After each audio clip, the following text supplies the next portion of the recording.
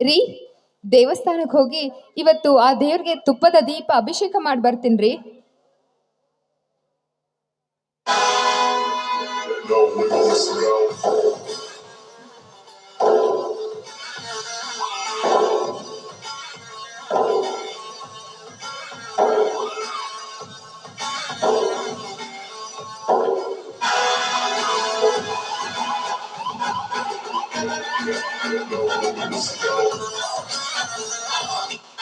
ಪದ್ಮ, ಏನು ಒಳ್ಳೆ ಉಲ್ಲಾಸದಿಂದ ಈ ಒಂದು ದೇವಸ್ಥಾನಕ್ಕೆ ಹೊರಟಂತೆ ಕಾಣುತ್ತಾ ಇದೆಯಲ್ಲ, ಮತ್ತೇನಾದರೂ ವಿಶೇಷ ಇದೆ ಏನು?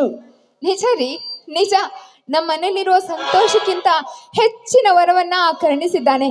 ಅದಕ್ಕೋಸ್ಕರ ಅವ್ರಿಗೆ ತುಪ್ಪದ ದೀಪ ಹಚ್ಚಿ ಬರೋದೇ ನನ್ನ ಜನ್ಮ ಸಾರ್ಥಕವಾಗುತ್ತೆ ರೀ.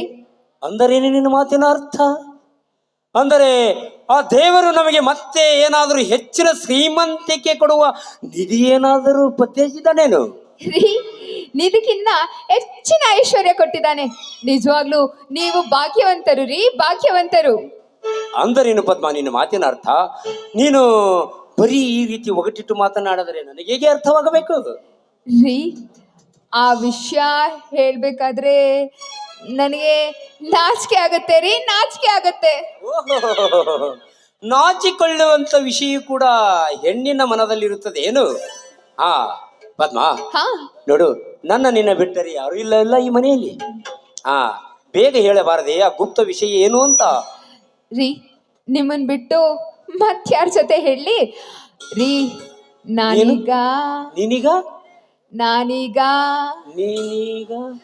3 ತಿಂಗಳ ಗರ್ಭಿಣಿ ರೀ. ಪದ್ಮ, ಅಂದರೆ ನೀನು ಈಗ 3 ತಿಂಗಳ ಗರ್ಭವತಿ? ಯಾಕೆ? ಈ ಮಾತು ನಿಜವಾಗಲೂ ಸತ್ಯವೇ? ಯಾಕ್ರಿ ಅನ್ಮನ? ನಾನೇ ಬಾಯ್ ಬಿಟ್ಟು ಹೇಳ್ತಾ ಇದ್ದೀನಿ ತಾನೆ. ನಿಮಗ್ ಸಂತೋಷ ತಾನೆ?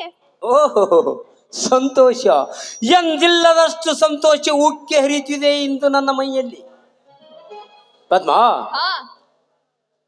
ಕೆಲವೇ ದಿನಗಳಲ್ಲಿ ನಾನು ಒಂದು ಮಗುವಿಗೆ ತಂದೆ ಆಗುತ್ತೇನೆ ಎಂದಾಗ ನನಗೆ ಎಷ್ಟು ಹಿಗ್ಗಾಗಿದೆ ಗೊತ್ತೇ?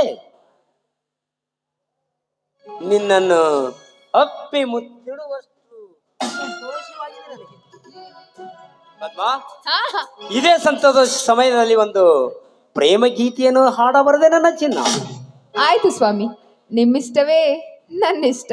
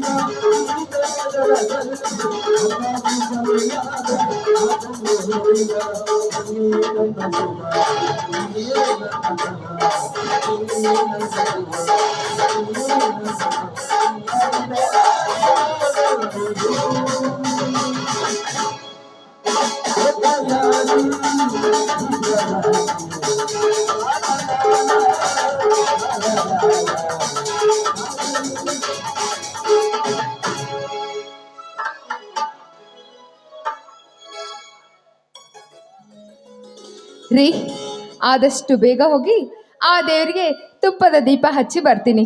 ಹಾ, ಹೋಗಿ ಬಾ.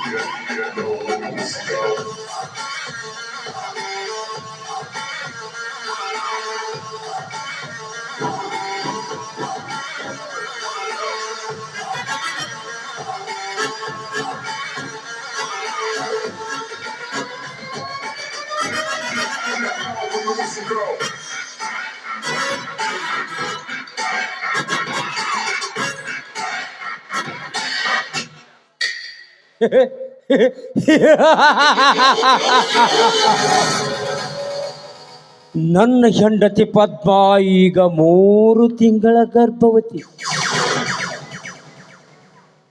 ಪದ್ಮ 9 ತಿಂಗಳ ಹೊತ್ತು ಹೆತ್ತು ತಾಯಿಯಾಗಬೇಕೆಂಬ ಹಿರಿಯಾಸೆ ನಿನಗಿರಬಹುದು.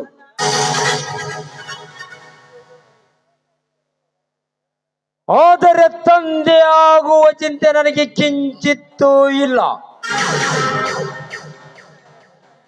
ಪದ್ಮ, ನಿನ್ನ ಕೊರಳಿಗೆ ತಾಳಿ ಕಟ್ಟಿ ಆಶೆಪಟ್ಟು ತಾಳಿ ಕಟ್ಟಿದ್ದು ನಿನಗಲ್ಲ ಪದ್ಮ, ಆ ನಿನ್ನ ತಂದೆಯ ಲಕ್ಷಾಂತರ ರೂಪಾಯಿ ಬೆಲೆ ಬಾಳುವ ಆಸ್ತಿಯನ್ನು ನನ್ನಂತೆ ದಕ್ಕಿಸಿಕೊಳ್ಳುವ ಮಹಾದಾಸೆಗಾಗಿ.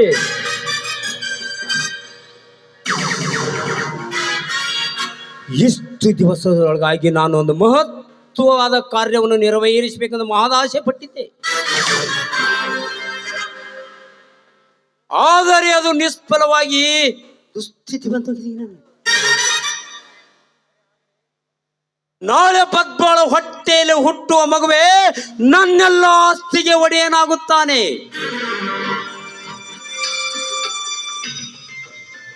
ಇದಕ್ಕೆ ಏನಾದರೊಂದು ಪರಿಹಾರ ಹುಟ್ಟುಕೊಳ್ಳಲೇಬೇಕು.